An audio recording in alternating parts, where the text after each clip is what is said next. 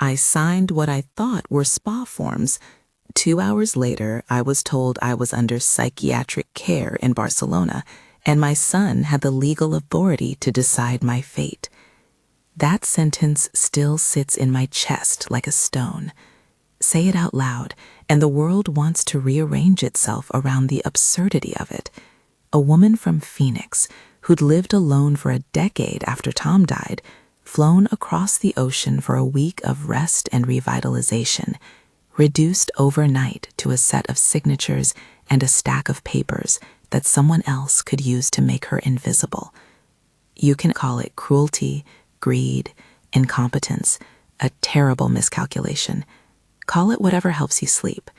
For me, it became a business with a face, my son's face. If you're listening and this is reaching you in some small corner of your life, drop the city you're from in the comments. It helps me remember I'm talking to people, not a void. I became a widow at 62. I kept the house in Phoenix because it was the house we built slowly, with small upgrades over the years. A new kitchen when Tom finally agreed. The oak bench by the front window he never sat on. The roses he insisted on every spring. Our life was quiet. My days were measured by book club meetings, volunteering at the community library, and the occasional flight to visit grandchildren. Money was never a topic we argued about. Tom handled the finances with the quiet dignity of a man who'd grown up making peace with ledgers. When he died, he left enough to keep me comfortable.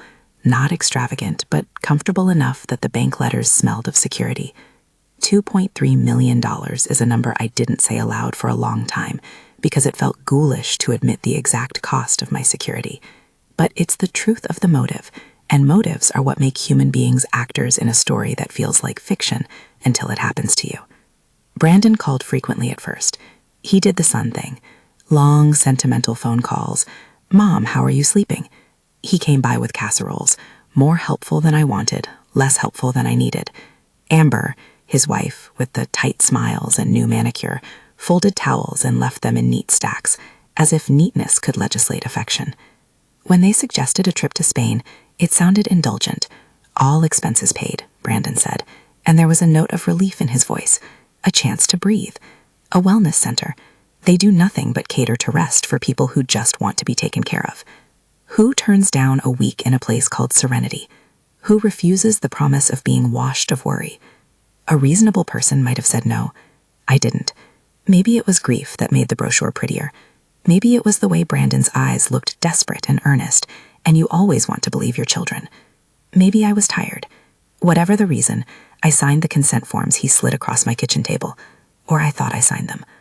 Barcelona in early October has a light that makes white stones sing. The Serenity Wellness Center was exactly like the brochure. Soft fountains, white stucco, olive trees trimmed into tidy clouds. A valet drove us up, and a woman with a clipboard smiled with teeth that showed good dental work and not much else.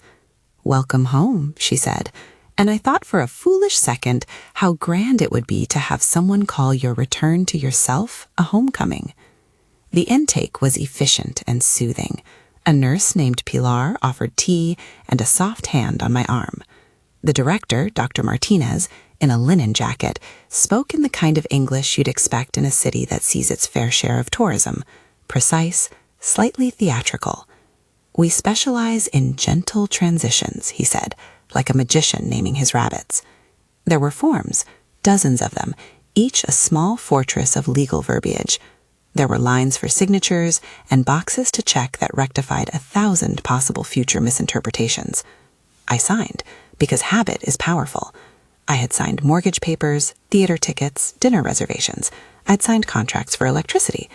I paid attention to what I signed, I like to think, but the forms came fast and the staff made them feel ordinary. 2 hours later, doors barred me from leaving. It's a strange thing, to find your liberty in the margins of a page. They called it a protective hold. There was a note in my chart, involuntary admission for psychiatric evaluation. Brandon's name was printed on a form with the authority to act as durable power of attorney. Someone competent, practiced, had already used a stamp to emboss a date. I remember the stamp. I remember the slight wobble in the ink, the way it had been pushed a little too hard on the lower right corner. Little things lodge in the brain when the big things refuse to make sense. They wheeled out a file, and the psychiatric notes read like a pre-written script. Disorientation, recent widowhood, mild cognitive decline inconsistent with test results, requires supervised environment. Language is useful when wielded by the right hands. Those phrases can become instruments. If you say them with authority and print them on letterhead, people will look at you and believe. Dr. Vega, the psychiatrist, was on the video screen with gentle eyes and the kind of voice that suggested empathy was part of her training. She thanked me for my cooperation and made a show of writing my symptoms down, though it was painfully obvious, to me and later to others, these notes had been drafted before I sat down. I didn't panic. Panic is a luxury for someone who already has two free hands. Panic would have given them what they wanted, spectacle. Instead, I observed. Observation is underrated as a survival skill. It lets you collect evidence in moments where your options are few.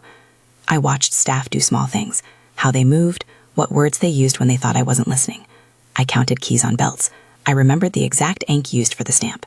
I traced in my head the way Brandon had not looked me in the eyes when he handed over the paperwork. Those small things make you credible later. They make you a narrator who didn't break. There were others there. Elena, a slim woman with gray hair braided over her shoulder, smiled like a person trying to practice optimism. They give the best coffee at 9, she told me. There was an elderly man who hummed whenever the fountains played, and a woman named Janet who liked to read aloud from romance novels at lunch. They were not props. They were human beings reduced by a system that tended to turn people into diagnoses. Their stories were my mirrors. Their losses, my warnings. I met Maria by accident. She was the janitor who always arrived with a cart of clean sheets and an apology. Maria had the kind of eyes that remember everything, and a way of speaking that made you want to give her a proper chair. She slipped me a photocopy the second day I arrived, as if the photocopy were part of a common language we suddenly shared. Not for them to see, she said, and her whisper felt like a promise. The photocopy was a payment receipt, 50,000 euros, wired to Serenity from a company called Golden Years Consulting. The receipt had the client's name. My son, Brandon Harrison. The date matched the day we arrived. It had other details too.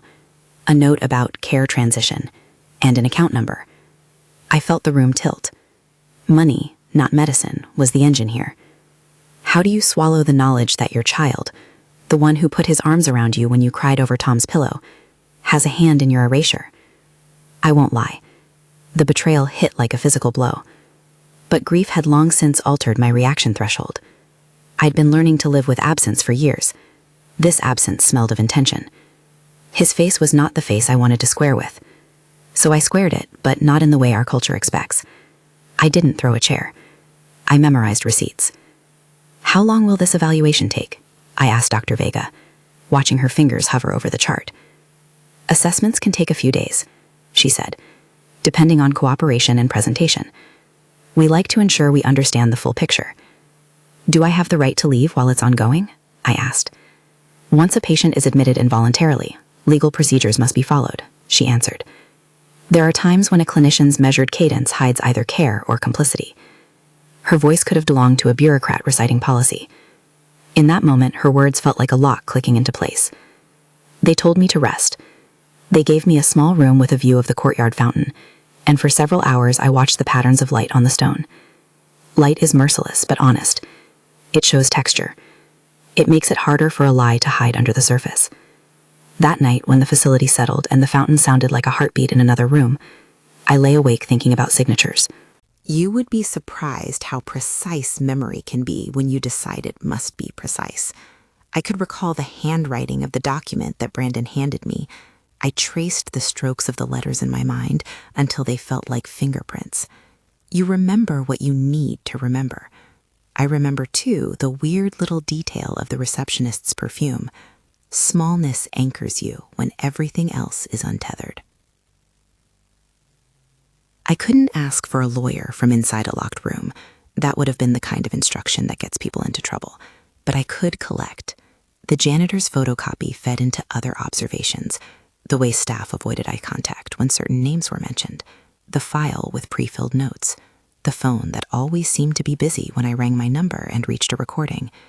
I started to catalog things like an archivist, indexing the oddnesses, a fax machine that was never used for incoming documents, a list of preferred clients with code names, an accountant's ledger glimpsed on a counter with entries that matched the receipts Maria had slipped me. At the same time, the human part of this story was unfolding in ordinary ways.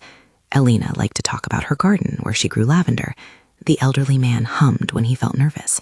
Janet sobbed softly into her napkin every afternoon after lunch because the books reminded her of a life where she had not been told to be still. Bonding with these people was not strategic. It was survival. When you are reduced to a room with limited legal recourse, friendships are lifelines. One evening, Maria and I sat by a service door that smelled faintly of bleach and lemon. She pushed a small envelope across to me. Inside were photocopies of bank transfers, a pasted letter from a company with a logo that looked generic, and a note in her handwriting. There are more. Be careful. Why would you help me? I asked. She looked at me as if the question were unnecessary. Because they are not helping us, she said simply. We know who they are. Her accent softened the consonants in who they are until the phrase became almost an embrace.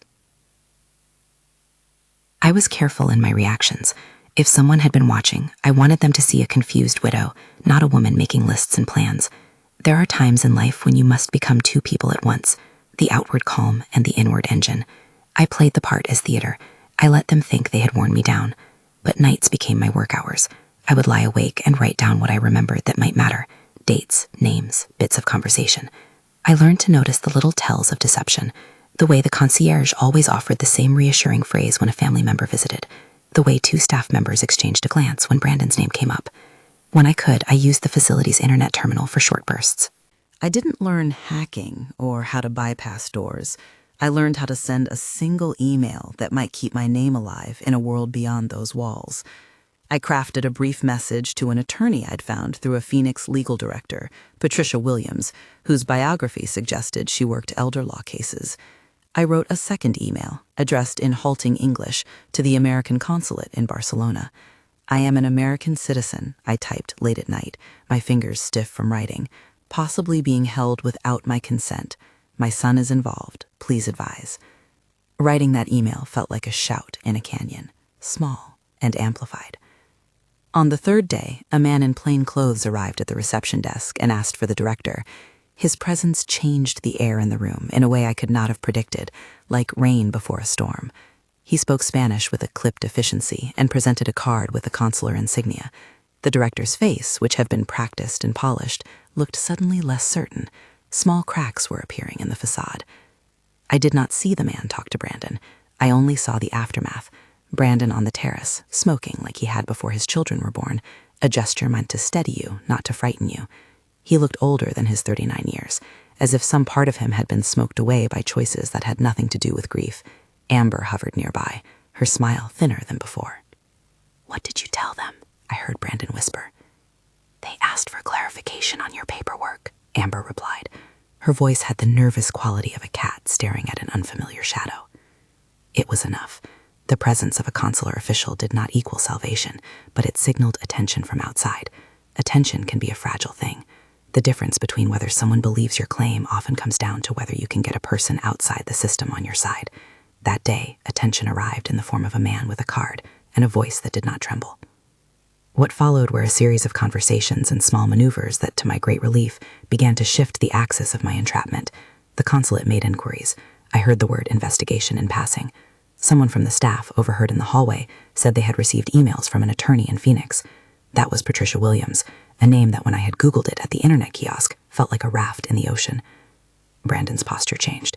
I began to see him on his phone more often, face in his hands at odd hours. He started to look like a man who had miscalculated the cost of what he was trying to buy. Money buys many things, but it doesn't buy the absence of consequence. You'd be surprised how surprised criminals can be when the people they assume will turn away actually look back. Still, nothing unravels cleanly. For every hopeful email, there were bureaucratic pauses. For every polite call from a consular officer, there were answers that were pending verification. I learned patience in a new, bitter way. Patience is not always the virtue we imagine. Sometimes it's a necessity, when the law or the system moves as if through treacle.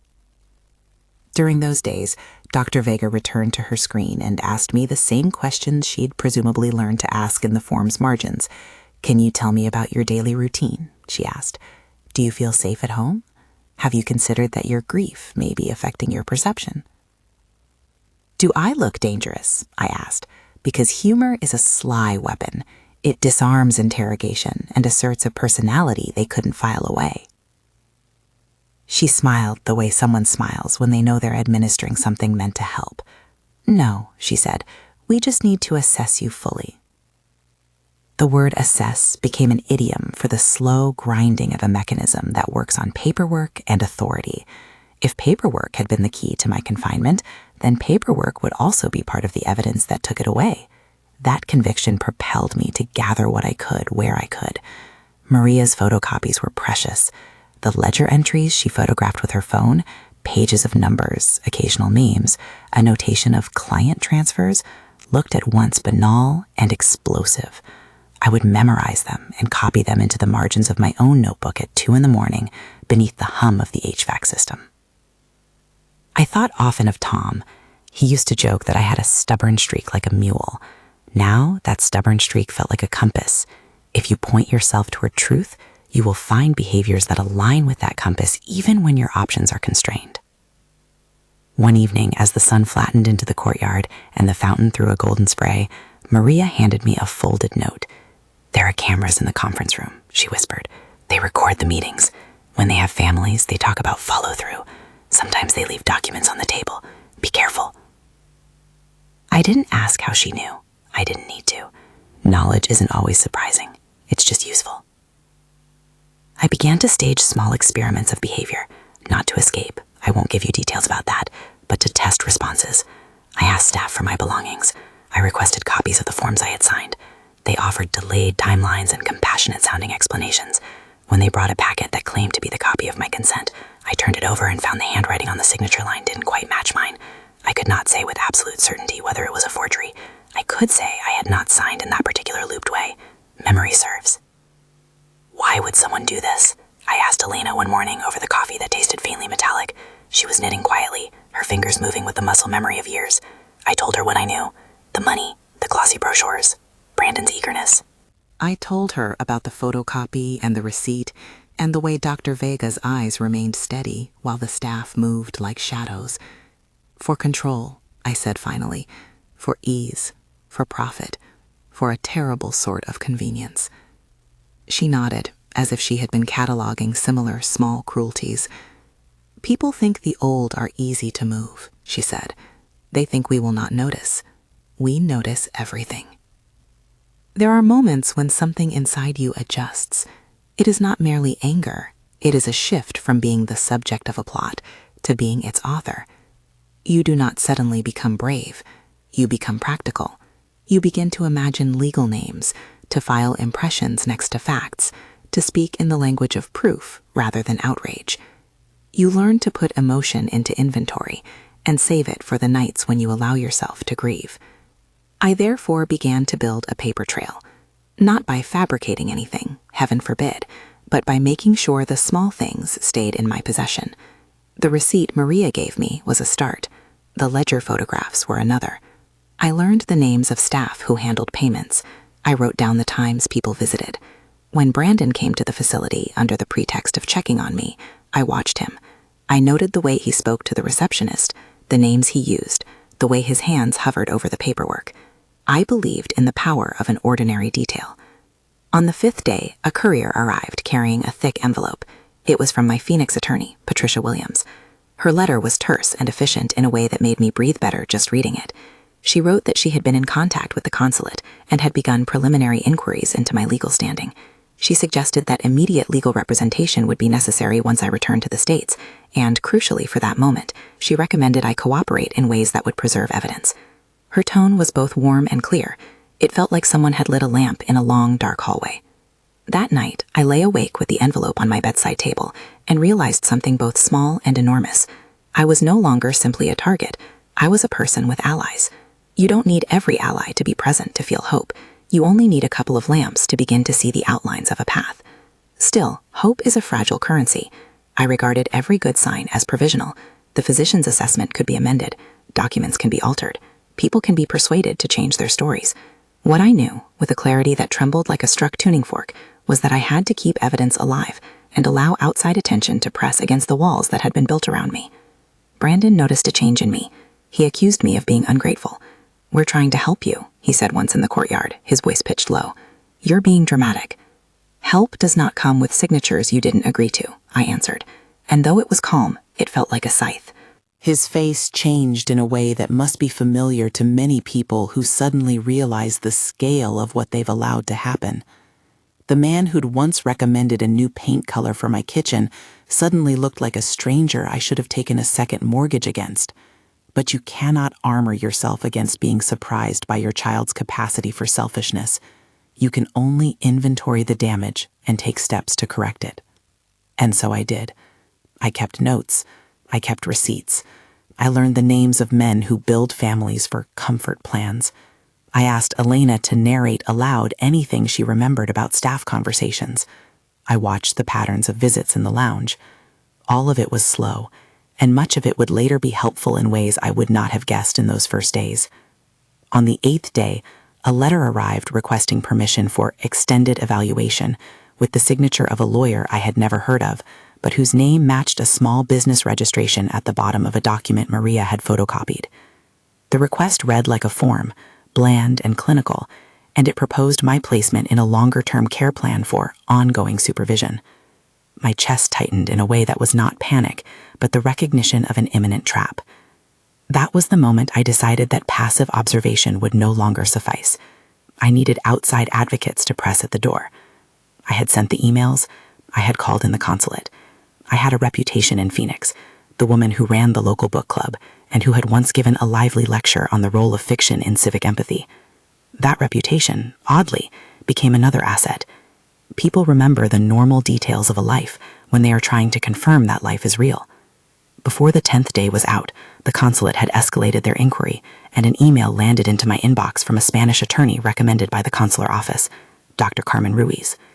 Her email was practical and direct. "We are initiating an inquiry into the circumstances of your admission," she wrote. "Please advise if you consent to our seeking access to your records. We can also coordinate with the consulate." I remember the moment I read it and felt my hands go cold. I had been preparing for something like this with the mental precision of someone rehearsing a speech. Now the speech had a stage and an audience. My chest unclenched just enough to allow breath. I knew then that the next moves would be about timing and attention. Attention from outside forces, attorneys, consular officers, potential media interest, would be the pressure that might pry loose the adhesive that had bound my life into someone else's plan. I had to play the long game. I had to let them think they had me contained while I let their overconfidence reveal itself. It felt audacious to call it a game, but naming it gave me a kind of power. There were moments of fear, nights when the corridor lights hummed and my mind imagined ways the plan might fail. There were moments of anger when Brent, in a rare, vulnerable second, told me he had done it because he thought I would be better off with someone managing things. There were devastating moments when I thought of what could have happened if I had been less observant, less stubborn, less alive. But there were also small victories. A photocopy slipped under my door, a sympathetic word from a nurse, a fine alteration noticed in a contract that made me certain someone had fabricated a date. Those small things matter.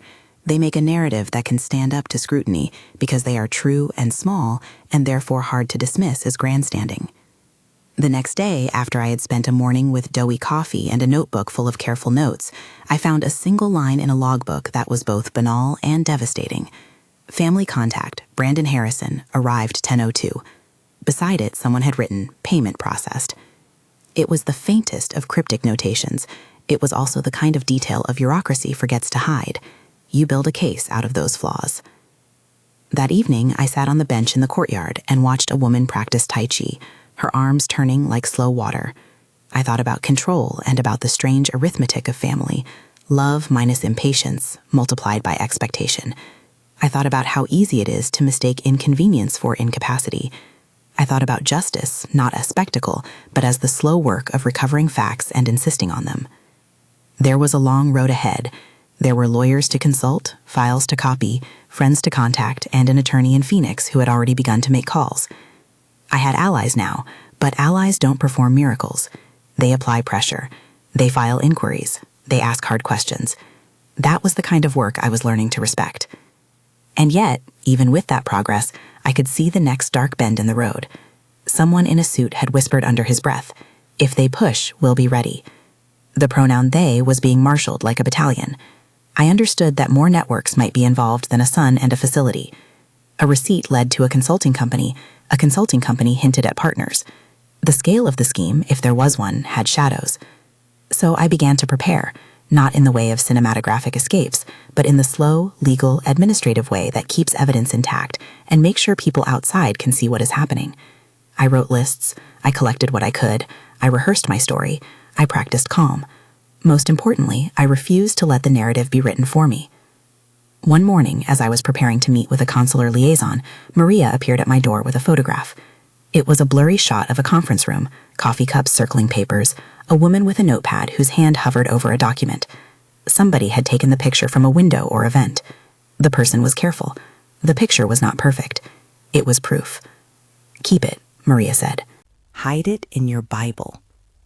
I had not prayed in years, not as a ritual, but I closed that Bible like a vault and felt the small thud of something settling into place.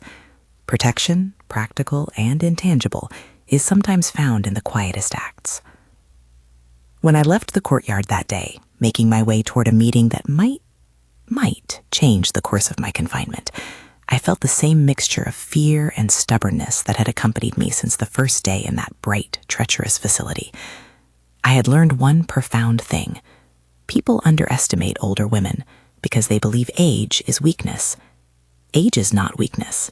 Age is a record, and sometimes a record makes you inconvenient in the best possible way. The meeting with the consular liaison was formal. She had a folder and an eye for details. She asked me questions that were precise and slow, not the sort of questions kindly meant to soothe, but ones meant to gather paper. She read portions of my medical file aloud and paused on the phrase, "involuntary admission." She asked whether I wanted to authorize an attorney to access my records. She asked whether I wished to remain in Spain or return to the United States. Those questions had weight beyond the syllables. They were choices that would shape timelines and jurisdiction, and ultimately possibilities. I told her I wanted to return home. I told her, too, that I wanted the people who had used my life for profit to be accountable. She nodded as if she had expected the second answer. Perhaps she had seen enough cases to anticipate a certain moral logic. Perhaps she had been doing the job long enough to know when to place hope in a woman who refuses to be small. When I walked back to my room that evening, the lights of the courtyard threw long shadows across the stones. And for the first time in what felt like ages, I allowed myself a breath that was not clenched. Not because the work was over, but because something had shifted. The world had tilted back just enough that I could see the outline of a path through the mazes they'd built. I still did not have all the answers. I still had to keep my notes safe and make sure evidence was preserved. I still had to trust that the invisible thread between consular attention, a Phoenix attorney, and the photocopies Maria possessed would be enough to draw law and justice toward me. But for the first time, the future seemed less like a trap and more like a negotiation. That night, I opened my notebook and wrote a single line in capital letters: "Keep evidence visible." Below it, I listed the items I had: photocopy of the payment receipt, ledger photos, the pre-filled psychiatric notes, the envelope from Patricia Williams, the email from Dr. Carmen Ruiz. Simple things, factual things, the sort of things that, when presented in sequence, begin to look less like personal complaint and more like a pattern. I slept fitfully, as one does when the heart is on alert. In the morning, I woke to a new sound, a commotion in the reception area. Voices, raised and then cut off. A door slammed. Someone dropped a box. The sound traveled like gossip. I dressed slowly, as if putting on armor, and made my way down the corridor. The director was speaking, his voice taut. The consular official and a woman I recognized from earlier, Dr. Carmen Ruiz, stood together, papers in hand. They were talking about access to my files. Brandon stood nearby, clenched and small, as if the enormity of his plans had been measured against the possibility of being questioned and found wanting. It was a scene that could have folded into triumph or collapse. I did not know which. What I knew was this. For the first time since the fountains had greeted me with false promises of pampering, I had outside attention on my side. That did not guarantee justice. It does not in any case. It guaranteed only that my fight could be heard beyond the white walls. I returned to my room and sat on the bed with the photocopy in my hands, the stamp swabble staring back at me like a small compass needle. The world felt both larger and more precise. I had survived the initial turn of the plot. The rest, I imagined, would be a long, methodical work of unraveling and naming. I would need allies, patience, and the small stubbornness that keeps an older woman from allowing herself to be erased. Outside, the fountain played its slow, indifferent music. Inside, in a room full of quiet, accumulated facts, I began to plan how to tell the story so that the people who needed to hear it would believe it. The room smelled faintly of lemon and paper. It did not smell, mercifully, like victory. Nothing about this felt neat. But there was movement at last. Doors opening, paper being read aloud by someone whose job was not to soothe but to establish facts. Dr. Carmen Ruiz and the consular officer had pressed for access to my medical record. They found anomalies. The pre-filled notes, the rapidity of the assessment, the signature styles that didn't align with the way I'd been taught to hold a pen. That kind of thing is dull in a movie and devastating in person. The Spanish authorities took statements. Someone from local law enforcement asked me to recount the sequence of events, always the same list of small betrayals and faintly ridiculous lies. I told them about the receipt Maria had slipped me. I told them the stamp wobble. I told them how Brandon had been careful with his attentions and careless with his purpose.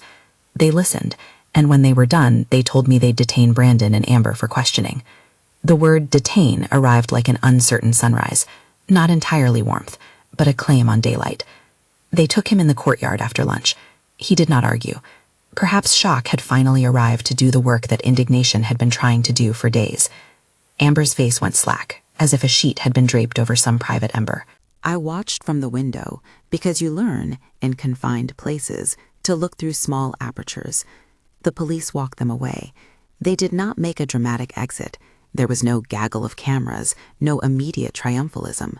It was quieter than that. It was paperwork and cuffing and the small mechanical noises of the work of state. It was less cinematic than the image my anger had conjured, and more efficacious.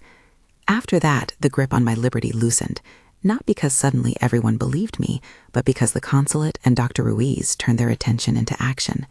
The facility's director became guardedly cooperative in ways that felt like a concession rather than a transformation.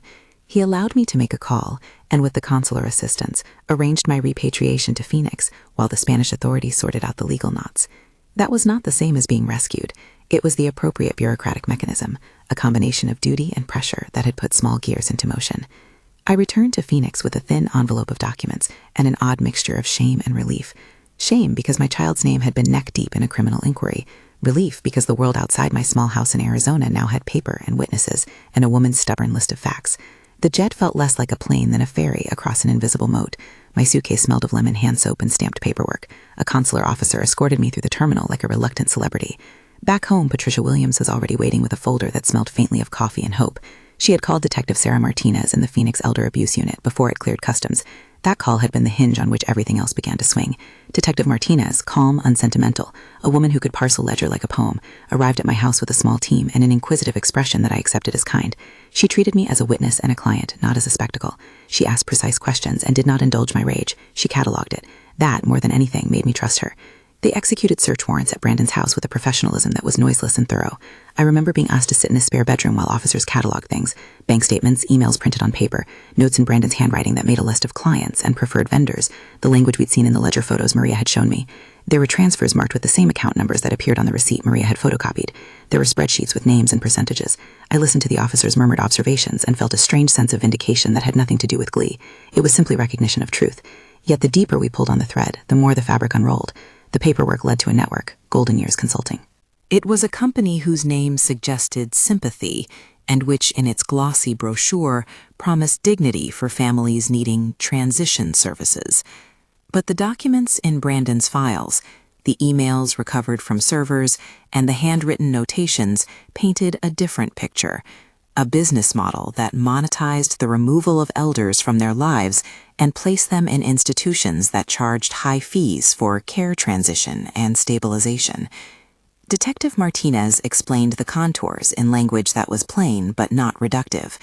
"We have causes for a multi-jurisdictional inquiry," she said, tapping at a tablet. "There's evidence of forged documentation, wire transfers, some international, and possible conspiracy to commit financial exploitation." The words themselves were heavy, but what made them weighty for me were the faces embedded in the files. Janet, who still read romance novels aloud, Elena with her lavender garden, an elderly man who hummed when nervous. The network had taken more than my funds and my freedom. It had tried to trade these people's stories for profit. That thought curdled in my mouth. Patricia and Detective Martinez coordinated with Dr. Carmen Ruiz and Spanish authorities. Combined pressure exposed a pattern, not simply a son with a gross lapse of moral judgment, but a system where clinics, brokers, and complicit clinicians worked together. Emails suggested kickbacks. Accounting ledgers hinted at shell companies. Names emerged: David Chen at Golden Years, Dr. Marcus Webb, who had provided consultations for several of the firm's placements, Dr. Rebecca Chen, the director on some of the Golden Years advisory boards, a host of administrative staff whose job descriptions had a suspicious elasticity. At some point, federal attention arrived. I remember sitting in Detective Martinez's office when a succinct professional woman introduced herself as Special Agent Linda Cooper from the FBI. Linda had an unadorned energy, efficient, direct, and oddly gentle. She said that the Bureau had taken an interest because of the international wires, cross-border fraud elements, and the broader pattern of elder exploitation. "We need to understand the entire operation," she said. "We expect this could be more than one family." They asked if I would cooperate with their investigation. Cooper asked it as if offering a path, not a request aimed to manipulate a traumatized person. There was a kindness in the way she framed the choice. I agreed. If there was one thing grief had taught me, it was that you did not give the bad actors the luxury of acting without consequence. What followed was a blur of meetings, interviews, and guarded planning sessions. The FBI laid out a possibility. Golden Years wasn't only about placement and profit. It ran a recruitment apparatus for facilities, arranged consultations to validate fabricated diagnoses, and orchestrated familial coercion as a way to place vulnerable people into institutions that would then profit indiscriminately. The idea of a coordinated enterprise transformed my personal betrayal into something systemic and ugly. They proposed a plan I never imagined I would play a role in, a sting operation. I was cautious. I had been the protagonist in a story that began with betrayal. I was wary of becoming bait. Linda explained the operation carefully and assured me that I would have support and that nothing would be asked of me that felt unsafe. The goal was to gather incontrovertible evidence, recorded meetings, confessions, document trails leading to the firm's leaders. The FBI believed that several key staff and contracted clinicians were willing to speak freely in the wrong room, given the right confidence and a planted agenda. They wanted me to be the person those conspirators trusted. The alias they offered sounded cinematic: Eleanor Blackwood. I smiled the first time I heard it. "That's a name with an edge," I told Special Agent Cooper, and she allowed herself a small smile. There were practicalities, a backstory consistent with my age and wealth, a set of documents crafted by attorneys and corroborated by bank records secured by law enforcement, all the scaffolding you need to make a stranger believe you are the kind of client Golden Years coveted. I will not pretend this was comfortable. Acting used to be something I only did in reading groups when the club wanted a laugh. Now I was asked to inhabit a fiction to draw out truth. I practiced the persona in front of a mirror and found it oddly revelatory. There was energy in becoming someone intentionally bold. The FBI trained me in what I could and could not do. They taught me to say certain phrases, to ask certain questions, to bring up specific details at specific times. They assured me that should anything go wrong, there would be agents nearby. There were limits, of course. I refused to become reckless. Linda Cooper respected that. She never presented the sting as revenge. She framed it as a means to dismantle a network that preyed on others. I liked that. It kept my anger honed rather than sharpened toward harm. The retreat they had organized was the kind of glossy, Middle Eastern meets Spanish conference you see in glossy ads. A hotel with neutral-tone sofas, a terrace that smelled faintly of rosemary, and a conference room where the light slanted just so. Golden Years employees and their allied clinicians would be there. The FBI believed that in the comfort of a corporate retreat, people let their guard down. We rehearsed my entrance. A woman with money and a story, a family member who had difficulty managing her mother's affairs, worried about decline, and open to a plan that felt compassionate but decisive. I practiced telling certain half-truths and withholding others. Sometimes when I rehearsed, I watched my reflection become someone fierce and oddly joyful. There is a strange freedom in weaponizing your life into testimony. The day of the sting, I walked into the conference room wearing a sensible jacket and an expression that said I had time and money and a desire for professional help. My hands were steady. Linda Cooper's team was positioned with microphones and recording devices in places an audience would have called invisibly clever. They had consulted with local prosecutors and were ready to execute arrest warrants once the evidence was sufficient. The potential payoff was not merely the arrest of individuals, but the unraveling of a business model. What happened in that room was less like a cinematic confession and more like the slow, revealing drip of people trusting their audience. A man from golden years, David Chen, whose name I'd seen on ledgers, and whose glossy brochure had tried to polish the edges of profiteering, spoke in a way that assumed a familiar client. We handle transitions end to end. Families appreciate a tidy solution. It reduces stress. We can assure placement in centers with the right care packages. He used terms like placement efficiency and client conversion. That language, clinical and detaching, was the currency of the room. A clinician present, whom we later learned to be a consultant used on several fabricated cases, commented offhandedly about evidence packages and how families could be guided towards decisions that would prevent disputes. It was chilling because it was banal. People who think they're efficient sometimes cultivate ugliness without seeing it.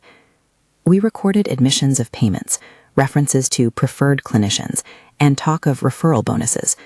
One man, I remember his voice, oily with self-satisfaction, suggested that a firm hand with families often prevented complications.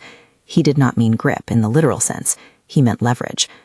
There were details about how documentation was presented, how families were coached, and how assessments were expedited.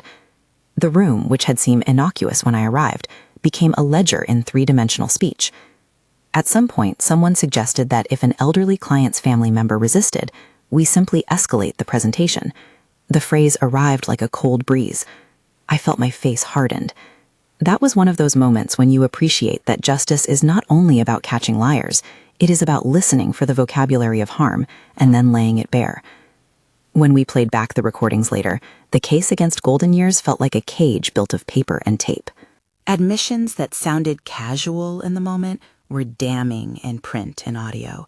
We had payments discussed aloud, specific clinicians named, and an internal attitude that treated human beings as lines in an income statement. The arrests came after the sting, like the inevitable boxcar of a train you could see coming and still could not stop. Agents moved with precision. Handcuffs clicked. There was shouting at one point, but no slapstick. People were read their rights. The paperwork was completed. I watched one of the clinicians, a man who'd looked at me and smiled in the conference room as if our encounter were a transactional personal service, being led away in a suit that suddenly looked like a costume too large for whatever humanity he'd pretended to wear. Golden Years Consulting's offices were raided, servers were seized, bank accounts frozen. Evidence seizures were meticulous and methodical, executed by people who did not need drama to do their work. The media, which had been attentive but not overwhelming, began to report on arrests and the shutdown of an international scheme. The narrative moved from my house and my receipts to a larger pattern that included other victims, Janet, Elena, and many whose names were added to the list once investigators tracked transfers and communications. Some of those victims we reconnected with. Janet moved into a care setting with relatives who had not known the extent of her situation until detectives showed them bank transfers. Elena, who had been a quiet gardener, received calls from legal aid organizations and support groups. There were other names, some with less favorable outcomes, people who had been placed and whose cases involved questionable medical practices. The scope of harm was not only financial, it was emotional and, in some cases, long-term. Prosecutors brought charges: conspiracy to commit wire fraud, aiding and abetting elder financial exploitation, and in certain instances, charges related to falsifying medical records. The language in indictments is never poetic, it is precise and procedural. which in its way is a form of poetry because it names harms in legal syllables that weigh heavily on those accused. The press called it an elder exploitation ring. I called it a relief so quiet it surprised me. Brandon's legal situation was complex. He was charged with involvement in the financial scheme, with signs that he'd coordinated payments and encouraged the fabricated evaluations. I will not pretend the process was swift. Legal systems move in loops and appeals, but the trajectory was clear: evidence, testimony, accountability. Amber's name surfaced in documents and phone logs. Their marriage, which had seemed for a long time to be a shelter for secrets, started to crack publicly. The trials were long, harrowing things to watch. I sat in courtrooms and listened to testimony that unspooled like thread and nodded into culpability. I watched lawyers spar over the meaning of phrases and whether a signature had been knowingly forged. It was a strange thing to have your life become the ledger in a courtroom where narrative and proof are clarified. There were moments in which the defense pointed to ambiguities, and there were moments when key witnesses, facility staff who refused to be complicit any longer, gave accounts that fit like puzzle pieces. In the end, convictions came for several of the key players. Golden Years Consulting was dismantled, its accounts frozen, several executives sentenced to long terms, and assets seized.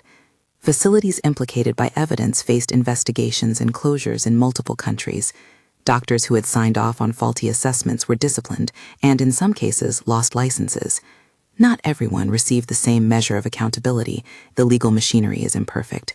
But the network as a whole was damaged in ways that made it harder for the same pattern to repeat in the same way. There were financial restitutions, too. The court ordered asset forfeitures and established funds to compensate certain victims. It did not and could not restore everything: the stolen years, the sleepless nights, the personal betrayals. But money is a form of recognition, and the recovery of assets meant something practical for those whose lives had been depleted. What surprised me most through this process was how often help came in forms that had nothing to do with vengeance and everything to do with repair. Volunteers bringing meals, neighbors mowing my lawn when emotions ran thin, a woman from the library bringing me a book because she said I had taught her to love fiction. Those small acts were the fabric of a different kind of recovery. My relationship with Brandon did not recover quickly. He was convicted on charges related to financial exploitation and sentenced to a term that reflected the severity of his acts. The courthouse steps in Phoenix felt like a geography of finality. He spoke at his sentencing, apologetic sometimes, defensive other times. I listened because listening softened nothing, but helped me understand who he'd been in the wake of what he'd done. I do not wish him ill. I wish him accountability, and a chance for repair he did not offer me when I needed it. The longer arc for me was not revenge, it was reinvention. After the trials, I wanted something that felt less like a ledger and more like a life. I traveled, not as a flight from trauma, but as a reclamation of choice. I booked a trip to the south of France with friends and learned, slowly and with some skepticism, to be unguarded in small ways. I started writing, meditative essays that I did not expect to publish, personal notes that became a sort of map of what had been learned. I found a gardener who could coax roses to bloom where once only a memory of Tom's insisted on their return. I became involved in advocacy work. It felt odd at first to move from survivor to spokesperson, but someone, a volunteer group that had helped other elders with financial navigation, asked me to speak at a small forum. I agreed, haltingly. Standing before a group of people who had been widowed or isolated, I felt the arc of the story become something larger, not merely a tale of fraud, but a warning and a resource. I spoke about the small things that make evidence credible: a copied receipt, a ledger entry, the smell of lemon on a receptionist's counter. I spoke about the importance of community, of knowing neighbors and not isolating older relatives. I did not instruct people in escape tactics or illegal maneuvers. I told them what I had done to keep facts alive and how to find professional help through legitimate resources. Detective Martinez organized training sessions with elder care facilities and local law enforcement. Patricia Williams kept working, helping other families understand durable power of attorney, conservatorship laws, and how to verify financial transfers without panic. Special Agent Cooper's team continued to pursue related leads. The sense of a system responding to a pattern rather than to a single headline felt like progress. I won't pretend the recovery was linear. I had nights when I still woke with my heart racing. There were anniversaries of Tom's death, of my arrival at the facility, that cast long shadows. I allowed myself to grieve anew, now with fewer practical constraints. Grief is not a list you check off. It is an undercurrent that reshapes itself over time. But there was also joy, small and stubborn. I took a class in watercolors and discovered that painting a fountain was a way to reclaim the sound that had once signaled confinement. I traveled to Barcelona again, not to revisit pain, but to close a loop. I sat in a cafe and watched the light hit white stone and felt steadier. The city carried the same beauty it had before, and I allowed myself to notice it without flinching. People asked whether I wanted to press charges against the clinicians who had signed off on my assessment. I left that to prosecutors. I did testify. I gave an account of my interactions, the photocopies Maria had given me, and the ledger items. My testimony had weight because it was detailed, and because I had been careful to keep small things, receipts, emails, names. That is not the same as legal advice. It is simply an observation born of the experience. Details matter. Some of the women I had met at Serenity became close friends. Elena's lavender arrived in care packages during trial weeks. Janet's reading made me laugh at odd times. Maria visited once in Phoenix. She had moved away from the facility months after the raids. She still had that quiet, steady look about her, like someone who had learned how to keep secrets that mattered. We sat on my back porch and drank tea. "You kept writing," she said, and I realized how much of my survival had depended on the small work of documenting. There were public moments, news articles, interviews, panels, but I treated those as dull reality shows, useful for awareness, but not the source of healing.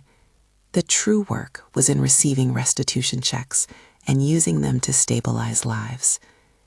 I helped a neighbor pay overdue property taxes for a woman who had been preyed upon by a different company and whose savings had been siphoned off. I donated to groups working on elder financial literacy. I took small administrative training courses in nonprofit governance so I could be effective without being naive. I cannot claim to have fixed a broken system. No single case does that. But we helped expose patterns. We initiated changes in how referrals are scrutinized, and we gave several women and men a sense that they were not alone. That mattered. On quiet afternoons, I still walk past the oak bench by my front window. Sometimes I sit and practice being unhurried. The roses that Tom insisted on are still there in spring, and they astonish me every year because they arrive like small miracles, steady, predictable, generous. I travel when I can. I have a journal in which I jot down small things that make me feel alive, a book that moved me, a conversation that was unexpected, a soup recipe I managed to perfect. People often ask me about trust. How do you trust again after someone close betrays you in the worst possible way? The answer is partial and mundane. You rebuild it in increments. You cultivate reliable routines. You vet professionals. And you allow your circle to include people who earn trust by showing up in small ways. You sometimes let yourself be vulnerable and occasionally choose someone who will not exploit that vulnerability. The last legal chapters were not all perfect. Some defendants pled, some appealed. Some sentences felt insufficient to those who had loved and lost. There were administrative penalties for certain institutions, and some facilities closed under the weight of litigation and public scrutiny.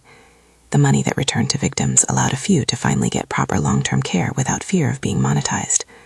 Those were the modest, important victories. In quieter moments, I think about how the scheme relied on invisibility. People thought older adults were quiet, compliant, and easy to move. They were wrong. We are messy and noisy in ways that matter. We keep receipts. We notice stamps. We remember perfume. We keep names. Age is not a liability. It is an accumulation of human particulars that make us complicated and therefore difficult to erase. I sometimes imagine what would have happened if I'd said no to Spain. I imagine a world in which Brandon had slowly moved money and influence until I had no power to resist. But those imaginings are a field of what-ifs that do not help. The part that matters is what happened. I observed, I collected, I reached for help, and I allowed professionals and systems to do their work. That is not an instruction manual. It is a testimony that layered actions and attention can shift outcomes. When people tell me they are afraid of somehow burdening their children or becoming a cost, I tell them the truth. You are not a ledger. You are a life. That idea sounds simple, but when you are 70, it can be easy to see your worth in terms of accounts and deposits. Resist that framing. Names are not numbers. There are evenings when my phone lights up with a new message from someone who watched my story and wanted to say thank you or to ask for advice. I reply with resources, names of vetted elder law attorneys, contact information for local adult protective services, and links to advocacy organizations that offer guidance free of charge. I also give a gentle caveat. I am not a lawyer. I am a witness. The best thing you can do when you suspect exploitation is to connect with professionals who have experience and to preserve whatever evidence you can through legitimate channels. One afternoon, months after the trials, I received a letter from a woman in Maine who had been a plaintiff in a related case. In it she wrote, "Your testimony was the thing that made me feel believed." I kept that letter in a small box with other artifacts.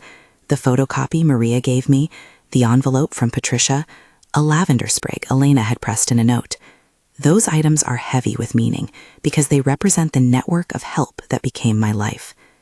My life now is stitched from different kinds of normal.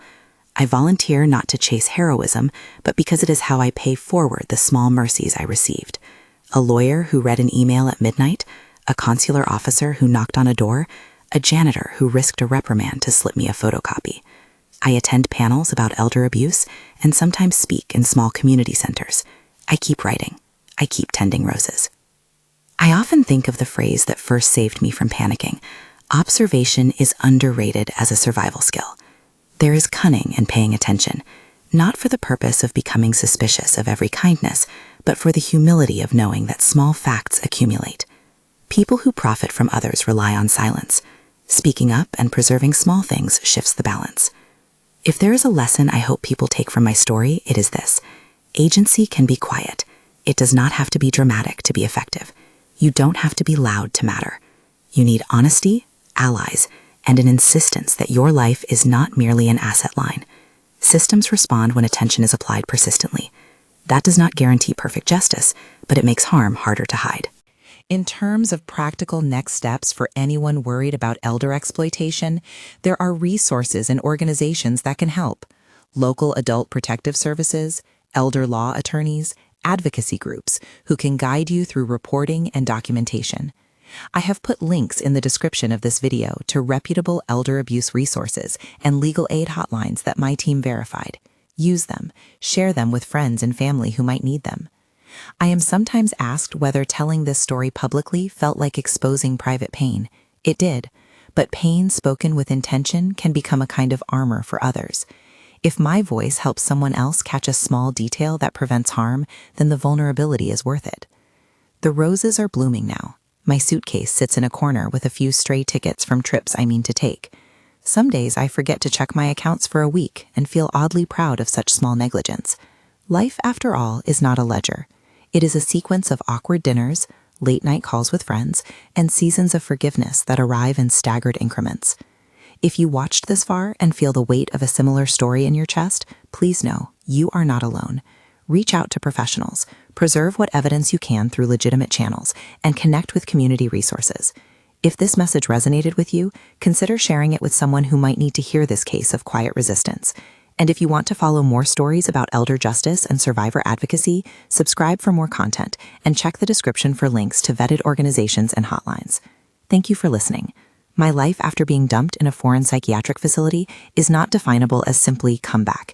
It is a messy, ongoing reclamation of dignity, a work of careful repair. It has been painful, righteous, and strangely tender. I am still here, and I am living the rest of my life on my own terms.